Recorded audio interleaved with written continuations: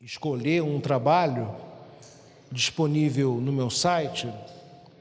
Aliás, convido vocês a visitarem o site ricardocosta.com. Está tudo lá. E aí o Joel escolheu esse aqui, ó. O tema é a alegoria, o pensamento alegórico.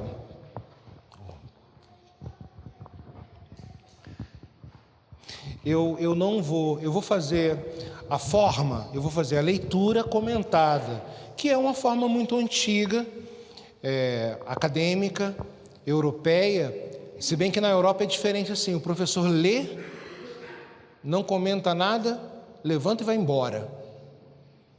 Lá na Europa é assim, os alunos, o público não pergunta nada, é a chamada aula magna. Ele até comenta passagens como eu vou fazer aqui. É claro que para isso o texto tem que estar com uma sonoridade como se eu estivesse falando. Esse é o tipo de aula magna e por isso é preciso um texto corrente, um texto fluido, né? Então, eu vou pular as notas, porque veja, eu preciso comentar isso rapidinho. Num trabalho, numa pesquisa, sempre que você dá alguma informação ou comenta alguma coisa, você precisa dizer numa nota aonde você leu aquilo. Qual livro, qual documento de época, precisa indicar de modo muito preciso qual foi a página do livro que você leu aquilo.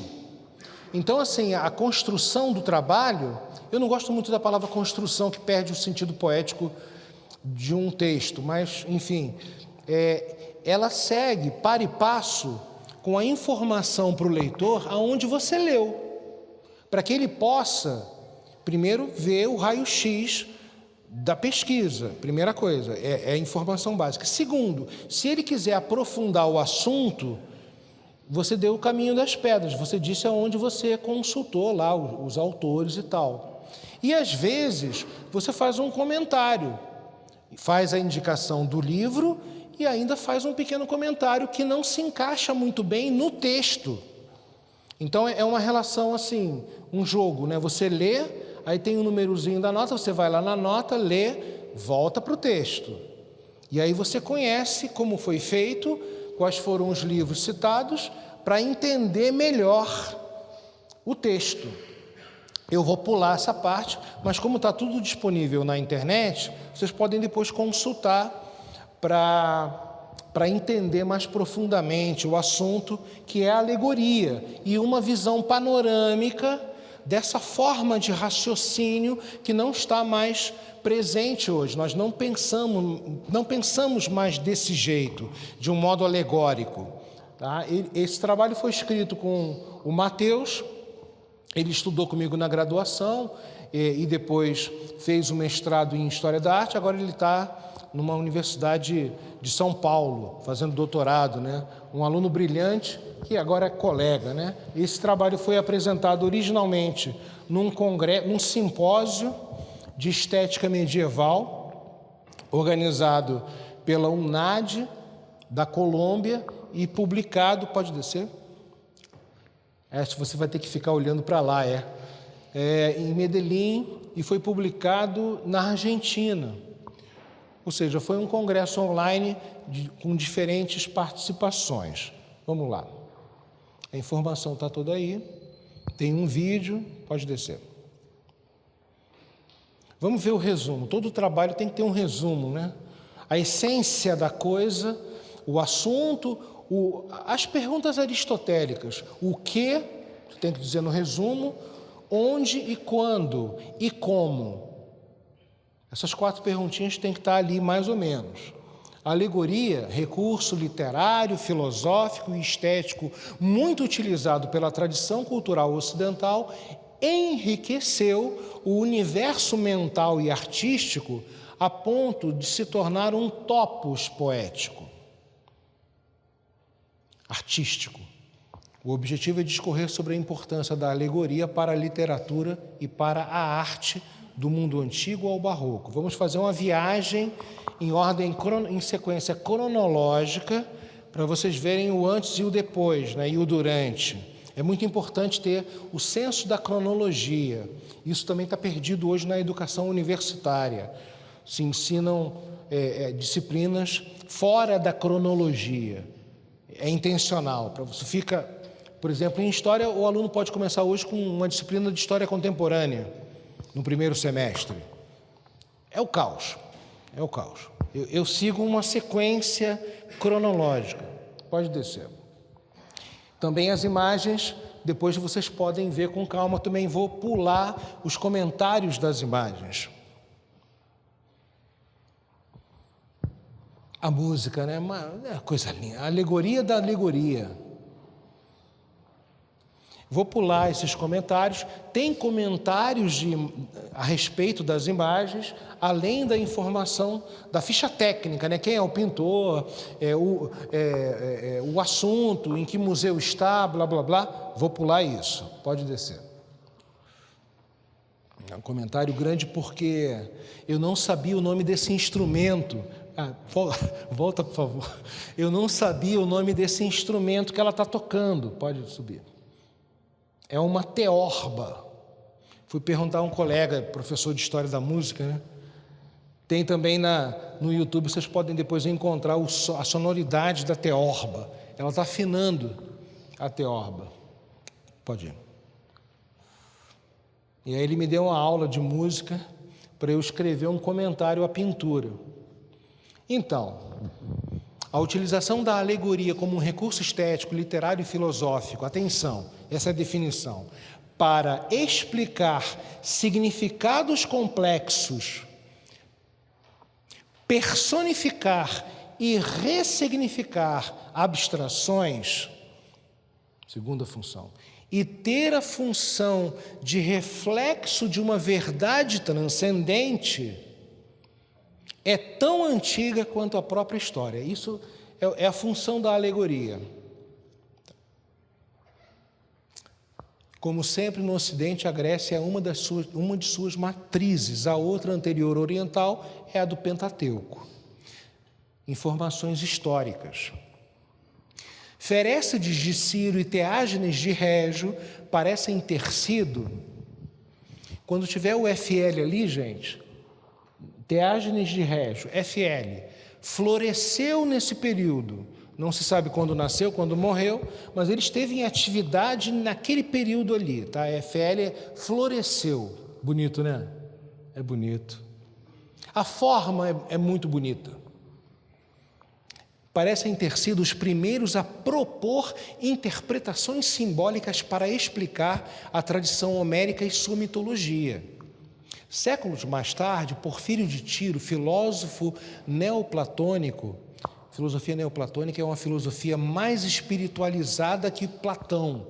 Eram leitores de Platão que liam os textos de Platão de uma maneira ainda mais espiritualizada. O discípulo de Plotino chegou a afirmar que Teágenes interpretou a Batalha dos Deuses de Homero como um conjunto de alegorias físicas e morais e que foi o primeiro a abordar o poeta dessa maneira. Ou seja, os textos eram também interpretados de modo alegórico. Não era só o conteúdo literal das frases, dos textos. Eles eram lidos e interpretados com outros sentidos. Platão imortalizou essa forma de raciocínio em sua Alegoria da Caverna.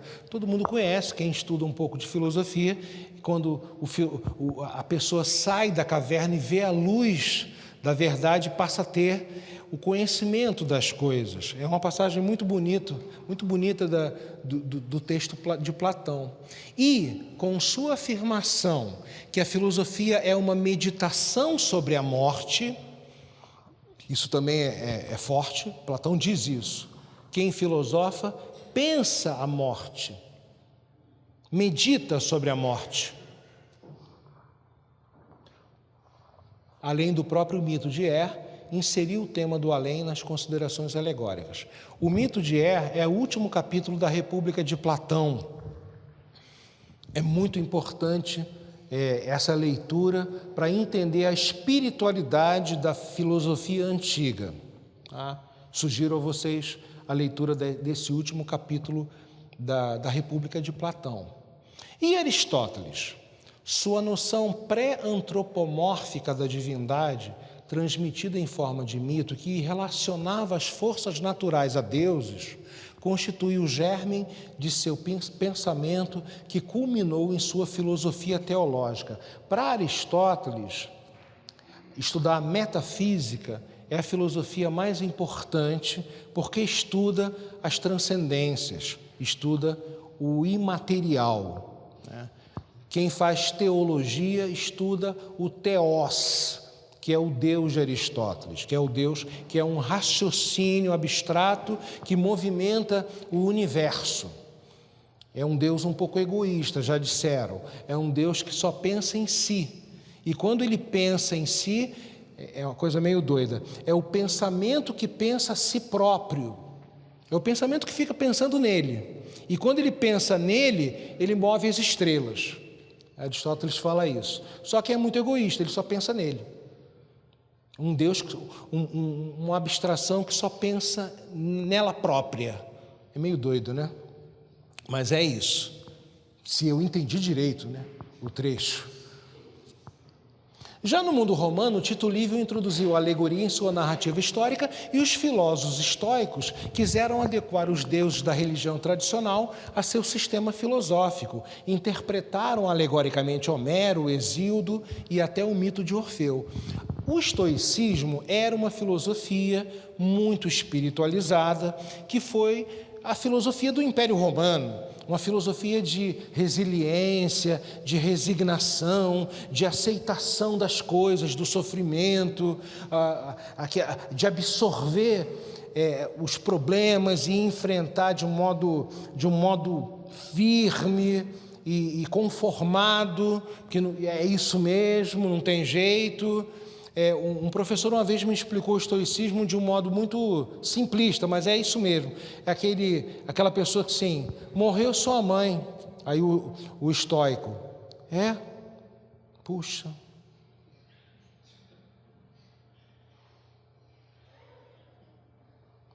Não é, isso é um estereótipo.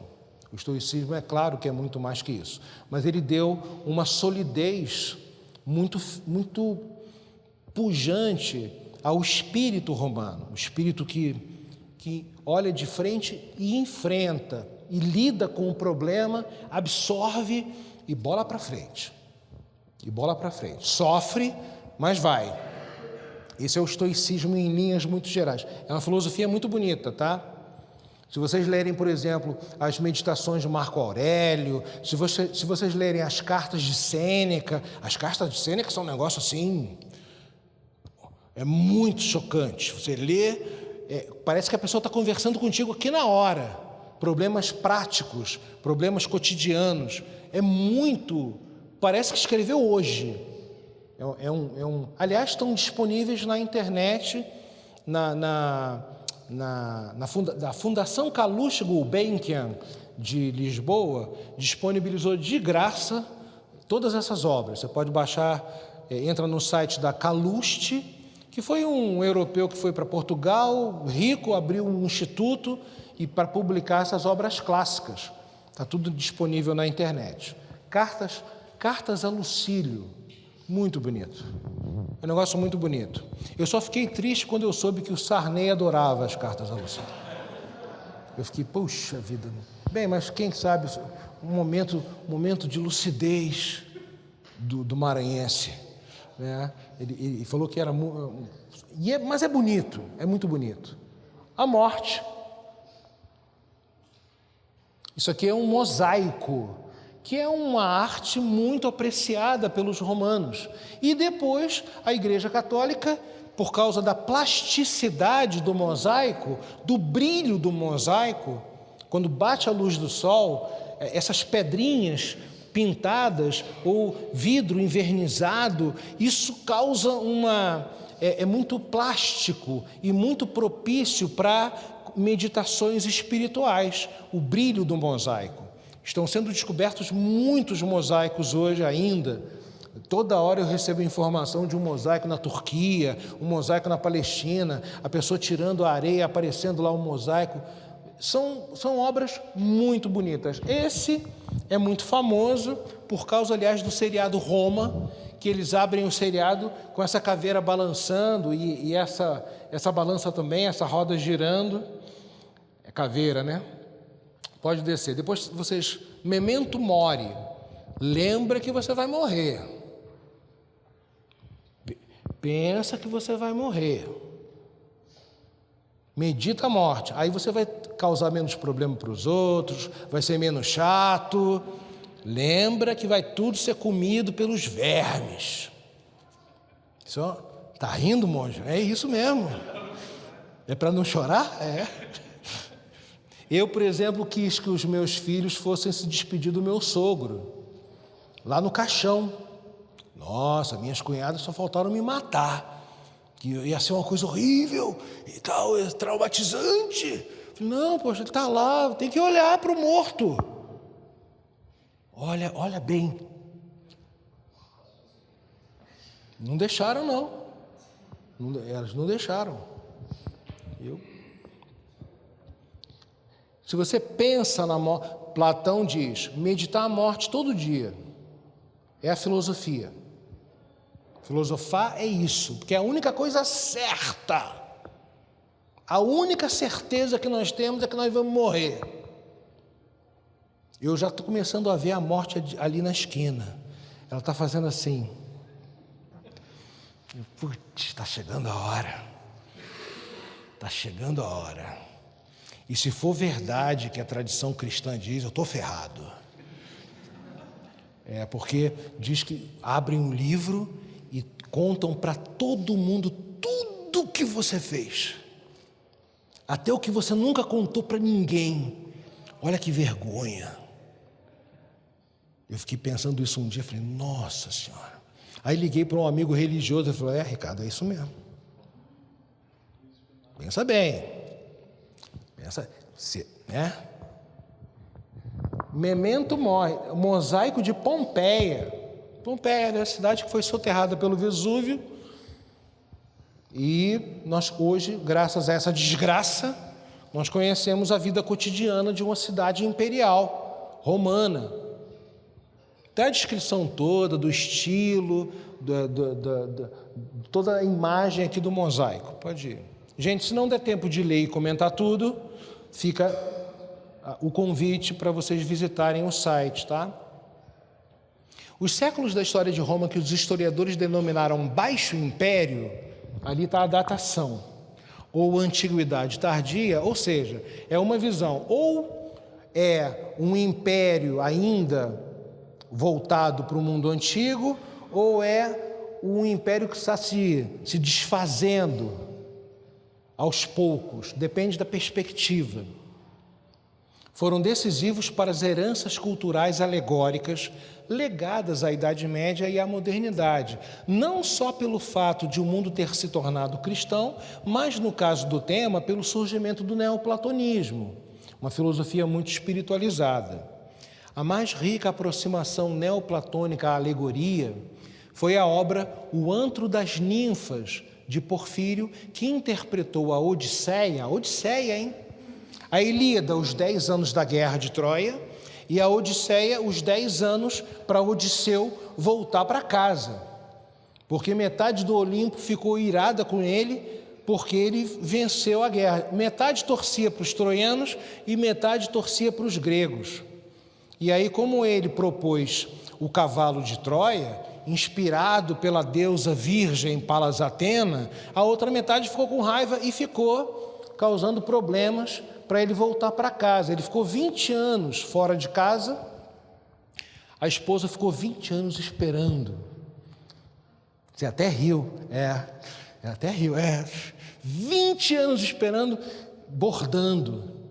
Aí ela tinha prometido casar, porque ela era rainha da ilha, ela tinha prometido casar, porque tinha um monte de pretendentes torrando dinheiro da casa. Aí ela prometeu que quando ela terminasse de bordar, ela ia escolher um. Então, de dia ela ficava bordando e de noite ela ficava desfazendo o que ela tinha bordado. Você está rindo, é? Pois é, inacreditável, né? Isso aí é Odisseia. Até que ele voltou, matou todo mundo. Primeiro ele viu se ela ainda era fiel, né? Ele se disfarçou de mendigo, entrou lá, e viu que ela ainda era fiel. 20 anos esperando, a senhora está rindo. E aí o Porfírio interpretou essa história toda como uma viagem espiritual da alma. Assim, essa revitalização do platonismo contribuiu para o mundo cristão abrir novos horizontes. Ou seja, a filosofia da época ajudou os cristãos a raciocinar os textos com diferentes interpretações possíveis. Pensar alegoricamente. Pode descer.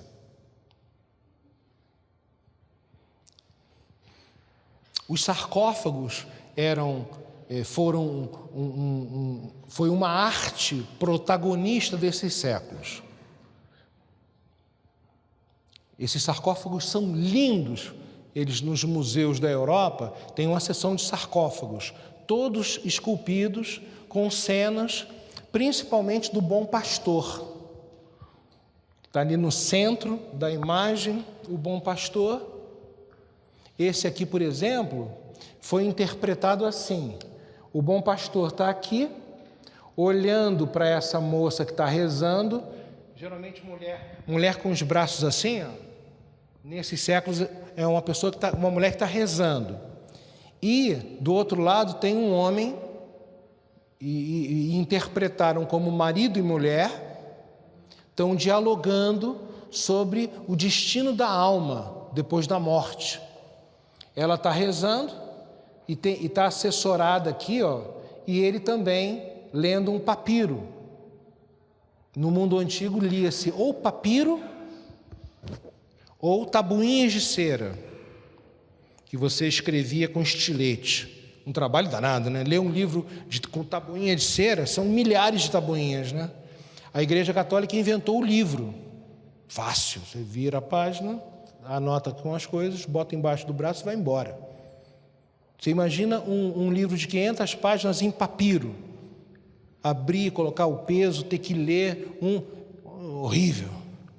Além do que, no mundo antigo, as palavras eram todas coladas. O leitor que tinha que separar as palavras. É dificílimo. Ele que tinha que saber separar as palavras. E aí a igreja inventou a caligrafia, a letrinha pequenininha. Você não tira a pena do papel, as palavras separadas. Isso foi uma revolução muito importante nos séculos medievais. Mas vamos lá. Pode descer. Vai, pode ir.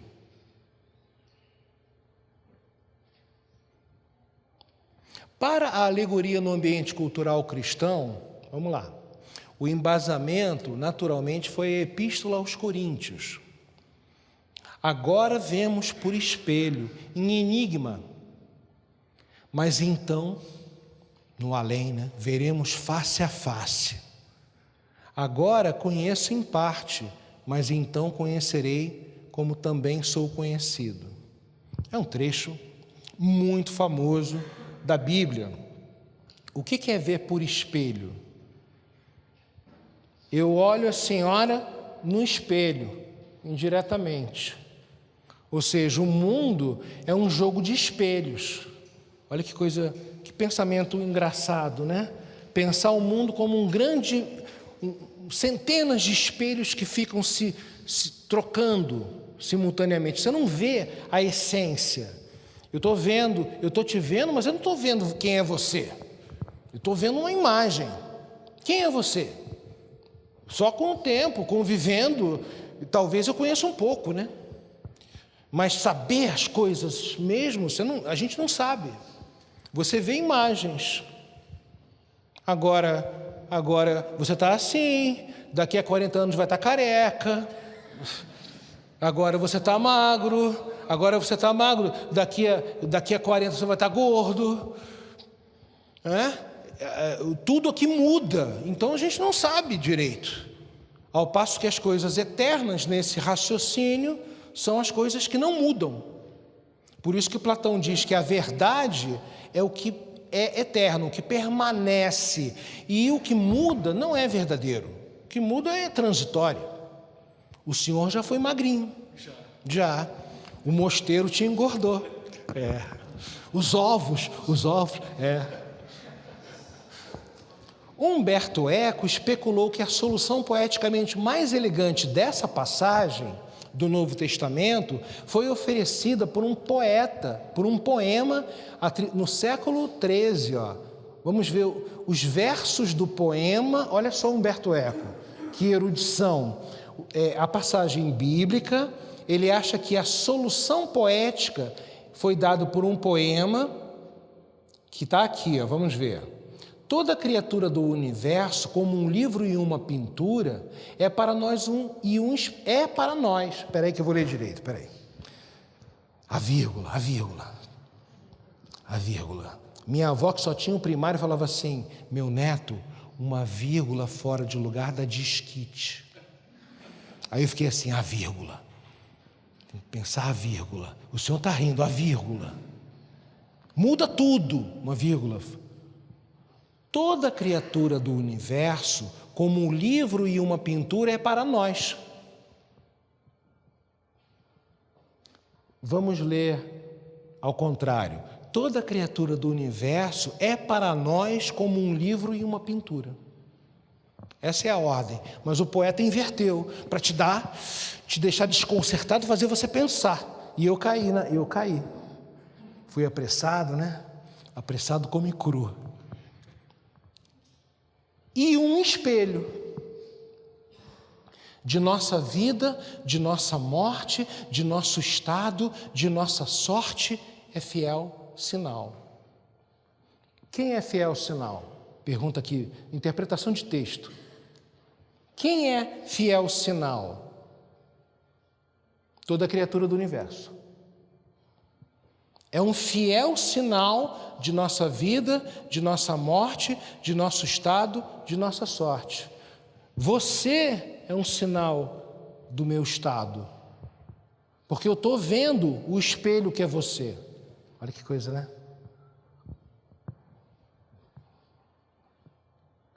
Omnis mundi creatura quasi libera et pictura. Quem que pode ler o latim? Quem é? Do Instituto. Latinistas. Opa! Não, tem que levantar.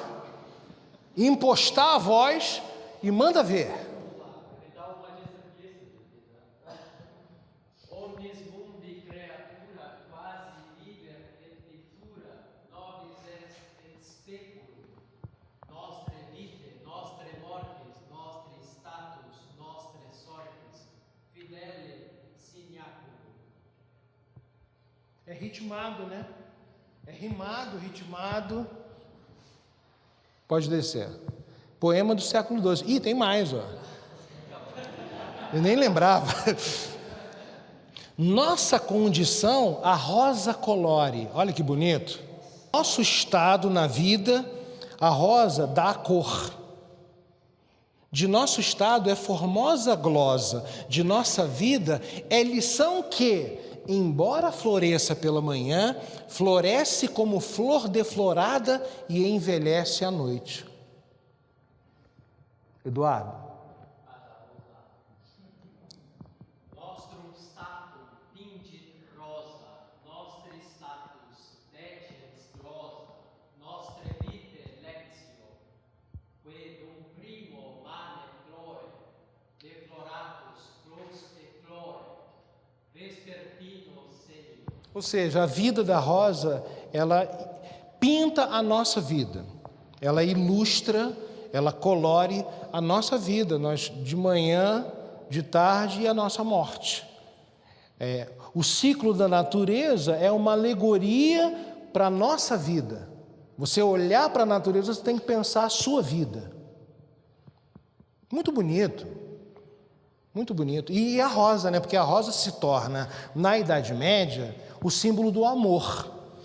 No mundo religioso é o amor da mãe do Cristo, No mundo religioso. E no mundo profano, no mundo das damas nobres, é o amor do útero, o amor sexual, o amor do nome do Romance da Rosa, que é um escrito muito famoso, medieval. Foi escrito por 2 autores. Um primeiro contando como é que a rosa é conquistada, e um segundo que chega e moraliza o negócio e deixa muito mais, cria uma enciclopédia do conhecimento. É um livro muito bonito. Eu estou lendo uma edição espanhola, muito bonito.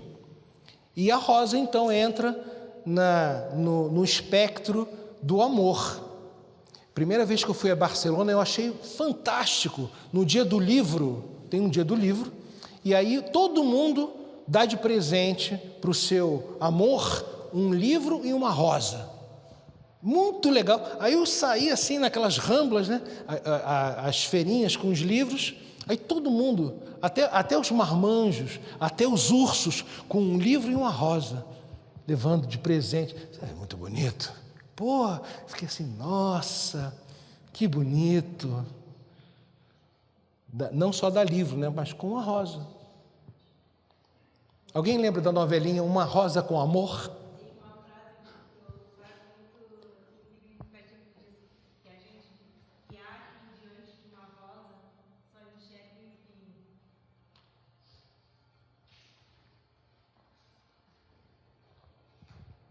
Antigamente davam rosas, né? Não tem mais isso, tem? A garotada dá rosa para namorada, não? Hein? Opa, olha lá. Hércules triunfante. E você não fica com vergonha no ônibus, segurando, porque antigamente não tinha isso, o cara ficava meio envergonhado, comprava rosa quase escondido assim, para levar de presente. Você não, né?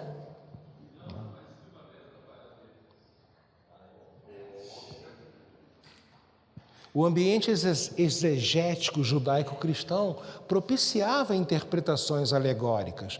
As alegorias bíblicas ofereceram um manancial de intérpretes desse simbolismo que consideravam universal. Por exemplo, Fílon de Alexandria, sobre o Gênesis, Fortunaziano, bispo de Aquileia, sobre os Evangelhos, Orígenes, com sua tríade interpretativa, 3 sentidos para a leitura dos textos sagrados. Imagina isso hoje num curso de letras. Você mandar o aluno estudar 3 interpretações da mesma frase.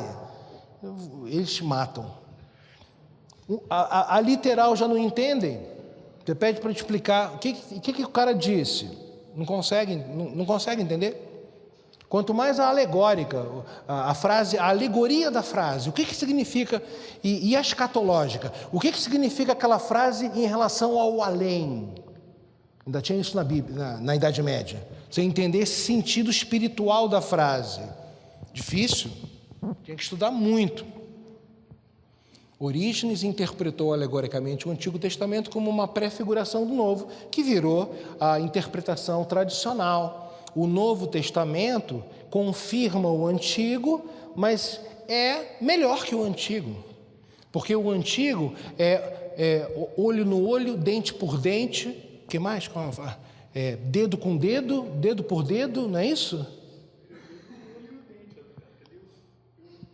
O senhor precisa saber decor. O senhor precisa saber decor. Olho por olho, dente por dente, pé por pé. O cara vai descrevendo assim, é para devolver na mesma medida, até pior. Enquanto que o novo, você oferece a outra face. É um pouco socrático também, né? O Cristo é um pouco socrático, porque Sócrates podia fugir da prisão. Preferiu morrer. Não, quem foge é culpado. Eu não sou culpado. Aí diz que tinha lá um discípulo de Sócrates que fala assim: poxa, mestre, mas o senhor vai morrer injustamente. Aí o Sócrates responde: e você queria que eu morresse justamente? É maravilhoso morrer injustamente. Agora, merecer morrer é horrível. Eu vou ficar. Quem foge é culpado. Eu não sou culpado. Morreu. Isso é uma pré-história do cristianismo, do ponto de vista filosófico. Por isso que o antigo prefigura o novo, o antigo prepara o novo, e o novo é a sabedoria do Cristo. Prudêncio, por sua vez, com a obra A Batalha da Alma, epopeia alegórica entre as virtudes e os vícios. Isso aí virou tradição também, né? Atacada pelo paganismo, a fé cristã triunfa e é exaltada por 1000 mártires. Foi um dos primeiros a se valer integralmente da alegoria, como um tema, como um impulso, como um motivo da obra. As virtudes combatem os vícios. Todo mundo sabe aqui os 7 pecados capitais. Todo mundo aprendeu, eu acho, né? Vamos lá, vamos falar um pecado capital, senhora, um pecado capital. Ira. Dizem que o primeiro que a gente lembra é o que a gente mais sente. Eu fiquei com medo da senhora agora. Ira. Gula. Gula. Ira, gula. Luxúria. Ira, gula, luxúria. Oi? Avareza. 4. Soberba. Preguiça. 6. Qual é o último? Inveja. Nossa Senhora. Inveja é um negócio. Tomás de Aquino fala que a inveja de todos os vícios é o pior, porque a pessoa sofre. E em todos os outros ela sente algum prazer. Agora, o cara com inveja, ele fica por dentro, é como se tivesse uma traça corroendo. Ele não aguenta, ele sofre. Os outros não. Gula. Eu lembrei agora do anúncio da massa, o monge, olha a massa, senhor, olha a massa. Gula, luxúria e todos os outros, você tem um prazer. Agora, vou provar para vocês como nós vivemos num mundo decadente. Quais são as 7 virtudes que se opõem, que combatem os 7 vícios? É uma para cada um. Essa quase ninguém sabe. Temperança combate qual? Pois é, ó, tá vendo? Aí já falou em virtudes, o negócio pega. Agora falou em desgraça, é um negócio incrível. E aí essa obra, A Batalha da Alma, que na verdade é uma alegoria para a vida. Nós passamos a vida inteira nesse dilema entre os vícios e as virtudes. Agora parece ser a preguiça, né? A garotada, ela chafurda na preguiça. Parece que estão todos com ópio. Quando eu dou aula, né? Fica todo mundo assim. Nada anima, nada desperta interesse. Está todo mundo numa letargia. Celular. Joguinho de computador. É hoje, é o vício hoje. Né? Nada estimula, nada desperta. É uma alegoria da vida. É a batalha da alma. Vai lá, pode descer. Imagem 4. Você me controla a hora, por favor, hein? Aqui uma iluminura muito rudimentar, muito simplesinho, que é a paciência. Falávamos da paciência aqui no intervalo, ó. Ela está no centro e com um véu e é assediada pela ira à esquerda. Olha a ira, olha a ira. A ira é um exército. Está lá, ó. Vai! É aquele demônio no ouvido assim, vai, faz aquilo, mata. Fica assim o demônio ali, né? E instiga com a longa lança, e à direita Jó, volta lá, Jó, a paciência de Jó, né? Jó tá, faz isso não, pensa, deixa para lá. É uma iluminura muito colorida, aliás, uma iluminura do final do século X, pode descer. E oferece para ela uma tocha. É um símbolo da resiliência. a tocha. Fica lá. Vamos lá. Vamos. Lembrei de Marco Aurélio agora, do estoicismo, que ele fala assim: levanta. Eu vou usar as palavras contemporâneas. Vá ao banheiro, lava o rosto, começa a fazer a barba, olha para o espelho, pensa: hoje eu vou encontrar um imbecil. Pensa mais: hoje eu vou encontrar um invejoso. São pobres coitados.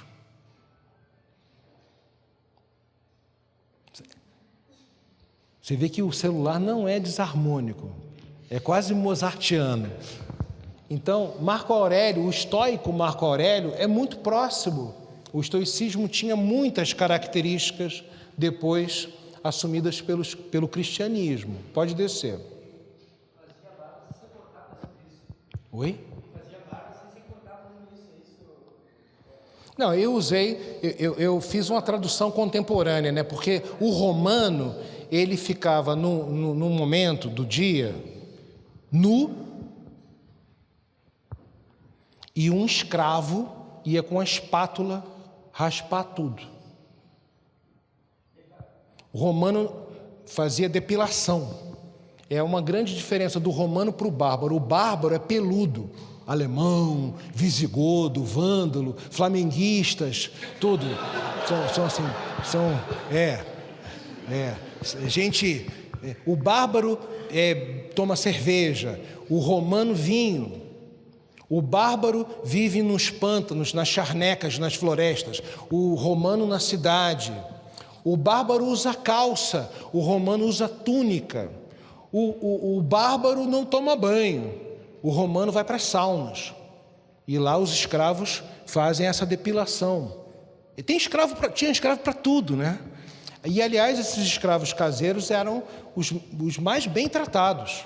Porque, normalmente, quando o romano estava à morte, ele libertava os escravos caseiros. O escravo que recita poema, o escravo que toca lira enquanto ele está jantando, o escravo que serve a comida. E era um negócio tão brutal para a gente que não havia sentido de privacidade, porque era como se não tivesse ali gente. Então, os romanos faziam, por exemplo, sexo, o escravo estava lá olhando, parado. Era uma coisa. No direito romano, o escravo é uma coisa que fala. É um negócio horrível, né? Horrível. Do ponto de vista literário, o século V foi especialmente decisivo para a consolidação da alegoria como a melhor expressão intelectual para manifestar as sensibilidades textuais e imagéticas dos letrados. Macróbio e Boécio foram essenciais. O primeiro, com seu comentário ao sonho de Cipião. O segundo, com sua consolação da filosofia, que é um dos mais bonitos livros que eu já li na vida. Livrinho. Disponível online também pela Fundação Calouste Gulbenkian, a melhor tradução. A tradução paulista da Martins Fontes é horrível. É um negócio horroroso. Aí você vê a tradução lá portuguesa. É lindo. O Boécio foi condenado à morte, acusado de alta traição, senador milionário, e foi torturado antes de ser morto. Entre uma sessão de tortura e outra, ele escreveu o livrinho. Negócio inacreditável. E uma das torturas era apertar o crânio, até que os olhos saltaram. Negócio horrível. E ele teve para escrever. Aí no livrinho a filosofia chega numa visão, ele delirando, né? Cheio de dor. A filosofia chega numa visão assim e fala: você me abandonou. Você ficou entregue aos destinos do mundo, parou de estudar. Estou traduzindo popular. Parou de estudar, foi para a esbórnia, foi para a bebedeira. Você me abandonou, você ficou entregue à deusa da fortuna, aquela que gira a roda e muda tudo de repente. Por que você me abandonou? Aí ele começa uma conversa com a filosofia. Esse livro é lindo. É um negócio assim, eu já li umas 4 vezes. Livrinho, né? Tem poesia numa hora, depois tem um capítulozinho sobre o azar, a sorte. E aí a alegoria entrou de maneira definitiva na tradição do pensamento. Pode descer. Aqui é uma página medieval com a filosofia, da consolação da filosofia de Boécio. A filosofia não é só meditar a morte, a filosofia consola. Você tem um refresco dos problemas, porque você estuda coisas elevadas, coisas nobres. E ela está aqui, numa escadinha, com um livro aberto, pode descer, e uma escadinha. Muito elegante. E ali na escadinha tem as 7 artes liberais. Que é o seguinte, você estuda gramática para aprender a ler e escrever. Com vírgula, com ponto e vírgula. Começa a palavra com letra maiúscula, a frase com letra maiúscula, termina com um ponto. A exclamação não é pergunta. Tem gente hoje que escreve pergunta com um ponto de exclamação. Então, aprender a escrever corretamente, conjugar os verbos. Saber os adjetivos, as adjetivações. Todos os tempos verbais. Futuro do pretérito. Eu, verbo ir. Eu iria... Não, futuro do pretérito. Vejam o drama da existência. E eu tive escola de freira, a freira de hábito ficava a manhã inteira. Eu vou, tu vais, ele vai. A turma toda repetia, a manhã inteira. A gente ficou assim, vós iríeis,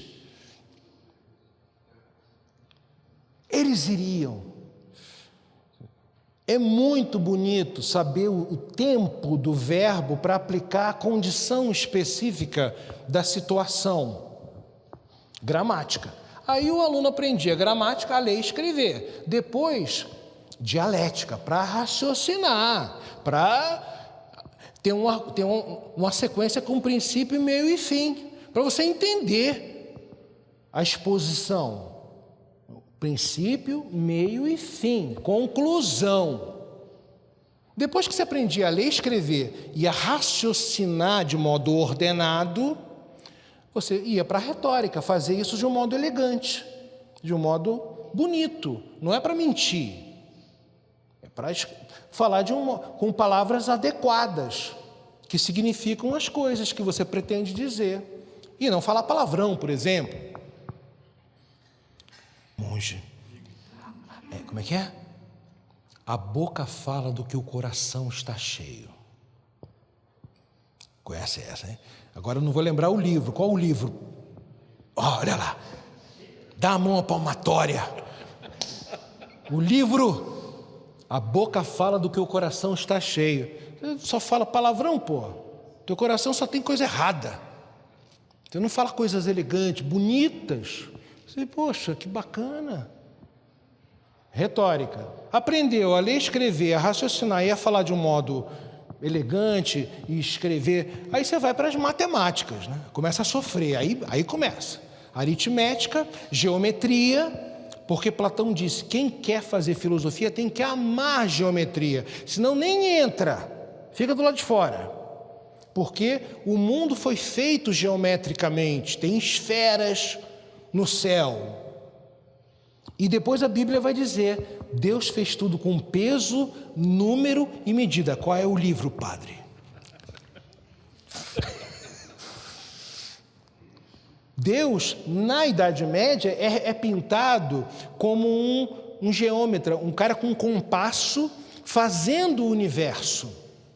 É uma ideia bonita. Então, aritmética, geometria, música. Cadê a moça da música? A música... Foi você que falou? Não foi. Música, claro, ouvir os sons das coisas. Não ser uma porta. Saber que aquilo ali é um violino, ali tem um violoncelo, a diferença de uma harpa para um... Saber um pouco, ter uma noção, né? Poxa, saber a sonoridade dos instrumentos, a musicalidade do mundo, a pulsação do coração, o ritmo do sangue nas veias, você ter essa desenvoltura. Cassiodoro, monge, diz que quem estuda música fala de um modo elegante, se comporta e anda de uma maneira... Sim, é outra conversa. Aí vai lá o garoto, não sabe nada. Só escuta aquela massa de sons, não consegue distinguir nada, é uma tábua. Platão ainda diz num trecho, que eu não vou lembrar, eu já comentei com alguém aqui, que se a criança não for tocada até uma determinada idade pela música, nunca mais vai aprender, não vai ouvir, não vai perceber as sutilezas sonoras. Meu pai ia me ver tocar, eu tocava contrabaixo, ele me falou uma vez: está fazendo mímica, eu não estou ouvindo nada. Coitado, né? Coitado do meu pai.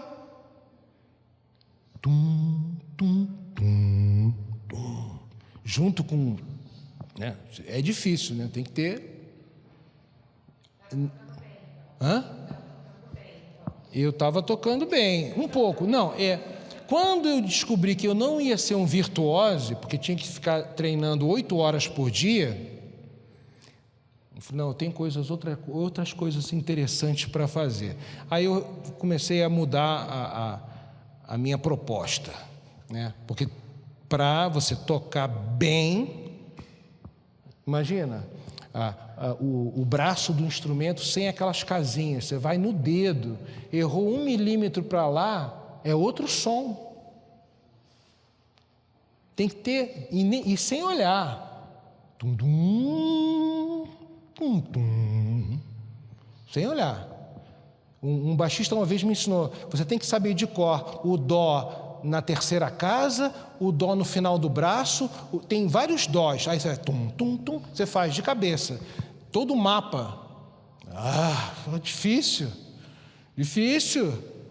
e te deixa uma pessoa mais sociável. Eu vi na música situações que eu não vi em outras áreas. Por exemplo, uma vez em sala de aula, um aluno me falou, olha só, eu nunca esqueci, que deixou de ser racista quando soube que o Bob Marley era negro. Eu olhei e falei, que interessante. Isso nenhum discurso político faz. Eu falei, que interessante o rapaz... quando eu vi o Bob Marley... como é que é a música mais famosa do Bob Marley? Esqueci, alguém sabe? Não, essa é recente. No woman no cry, no woman no cry. Maconha, né? No woman no cry. Woman no cry. Hey.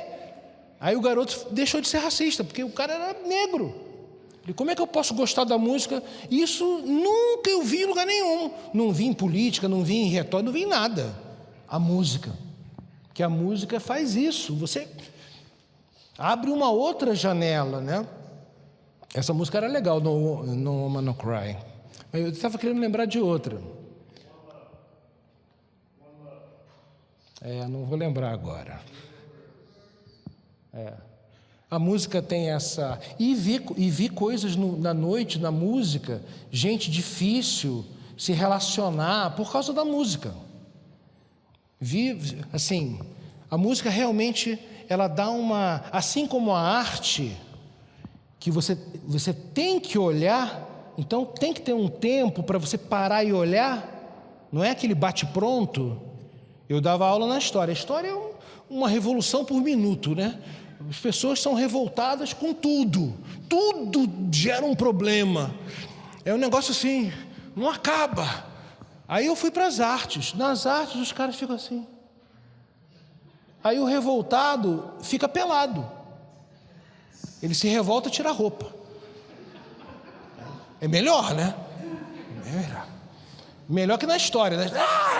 Não concordo! É assim, o curso de história é um negócio... dá um tempo, cara. Eu apresentei um tratado do Ramon Llull, filósofo do século XIII, para o filho, meu amado filho, meu querido filho. Aí o menininho, professor, como é que você sabe que ele gostava do filho mesmo? Mas está escrito aqui, meu querido filho, meu amado filho, e se era falsidade?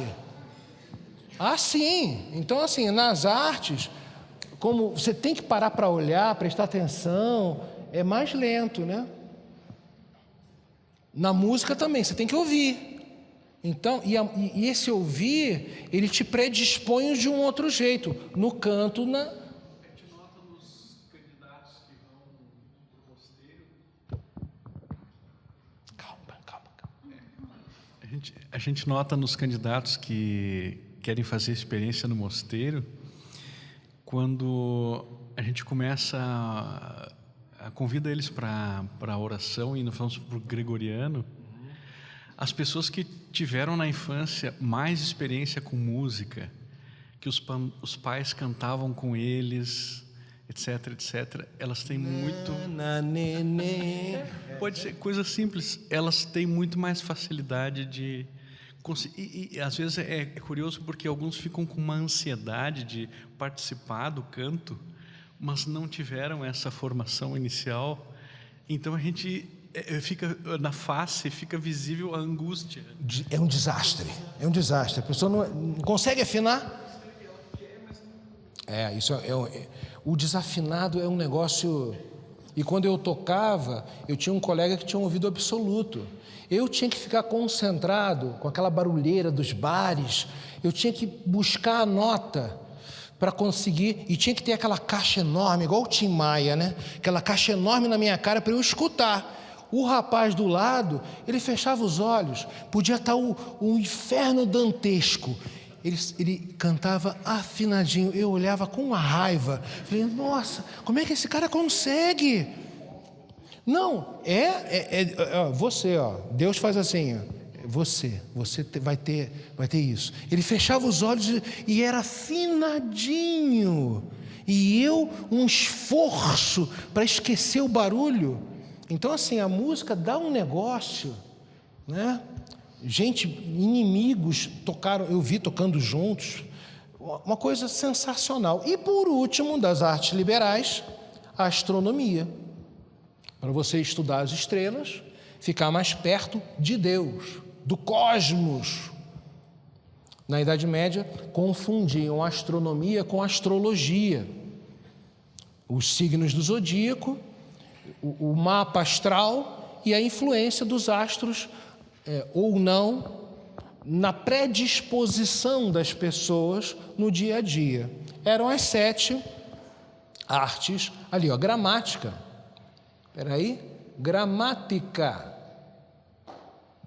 Se você der um Ctrl+, dá um Ctrl+ aí, Ctrl+. Ctrl. Vamos achar o Ctrl, atenção, aula de informática. Ctrl. CTRL, Ctrl+. Dá mais um Ctrl+. Aí você vai aprender que para diminuir é o Ctrl-. Você sabe isso. Ctrl+C, Ctrl+V, a desgraça da educação hoje. Pode descer a imagem agora para ver lá a retórica. Pode ir, vai. Pode ir. Vamos ver se está escrito direitinho, se dá para ler. Não dá. Pode ir mais. Aqui é astronomia, estou vendo daqui, porque eu estou com óculos, né? Gramática, aqui também estou conseguindo ver gramática, bem no pé. E é claro que na Idade Média os professores surravam os alunos que não estudavam, né? É isso mesmo. E a turma ficava rindo, debochando do garoto que não estudou. Por isso que na educação medieval a gramática tem uma vara, um chicote. professora, com um chicote. Eu vi numa catedral de Freiburg, a gramática, numa escultura da entrada da catedral, ela está com um chicote, aí tem um menino que apanhou, né, está lá chorando, e tem outro sentado do lado estudando, rapidinho. Pegou rapidinho o livro. Eu falei, sensacional, você não vai por bem, vai por mal, né? Apanha para aprender. Era assim, era uma maravilha, você aprendia rapidinho. O vagabundo aprendia rapidinho. Ele, na hora, você vê o outro, tá bom. Ai, meu Deus do céu, eu corria para a biblioteca. Isso acabou. Mas eu fiz a palmatória aqui a palmatória. É um estímulo, é um estímulo. Na minha época era o cinto do Roberto Carlos, a fivela. Jesus Cristo, eu estou aqui, uma fivela enorme. Para tirar, eu tomei uma surra dessa sensacional do meu pai, tomando banho, filme do Psicose do Hitchcock. Eu estava tomando banho, meu irmão, e eu estou contando essa, ele vai ficar uma arara. Meu irmão inventou uma história, porque nós brigávamos, né? Meu pai chegou do trabalho, nem quis saber. Entrou no banheiro, vira, pá! E eu, pai, sangrando aqui, igual. Depois eu vi o Hitchcock, a Psicose, eu lembrei, aquela cena, eu passei por isso. Era assim, você aprendia rapidinho, mesmo. Você está rindo, você passou por isso também, né? Lá em casa tinha um pequeno reino de couro cru, escrito Lembranças de Porto Alegre. E tem diferença do couro cru para o couro. O couro cru dói mais. Gente, eu não queria me despedir de vocês dessa forma violenta, mas fica aqui o convite para vocês visitarem. Pode subir lá em cima, pode subir. Dá o Ctrl menos, por gentileza, agora. Ctrl menos. Bom, vai. Sobe lá. Aí você vem aqui em cima, sobe lá, pode, vai tudo. O da rosa é sensacional. Valeu a rosa. Direto, faz direto. Você não está indo com a setinha. Tem uma setinha para cima aí, ó. Tem que estar o mouse bem no meio do texto, aí você coloca a setinha. Aí vocês veem mais. Não, para cima, isso. Você vem aqui no cavaleirozinho. Não, sobe. Força! Ctrl menos.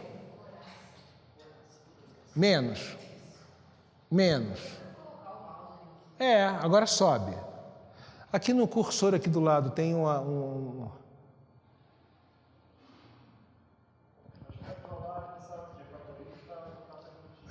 só, peraí. Você vem aqui o mouse, ó, fica aqui no meio e a setinha. Agora a setinha não vai.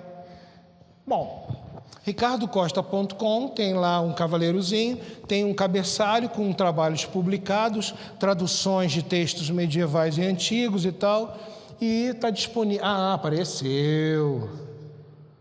Cavaleirozinho, Idade Média. Se você clicar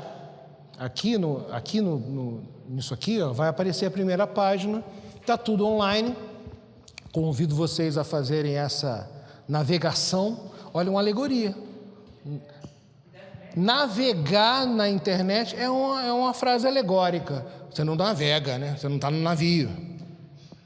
Nunca tinha pensado nisso. Convido vocês a essa navegação, que não é a platônica. E espero que vocês tenham gostado e que tenha sido uma abertura razoável para a semana de vocês aqui, tá bom, gente? Muito obrigado. Tchau.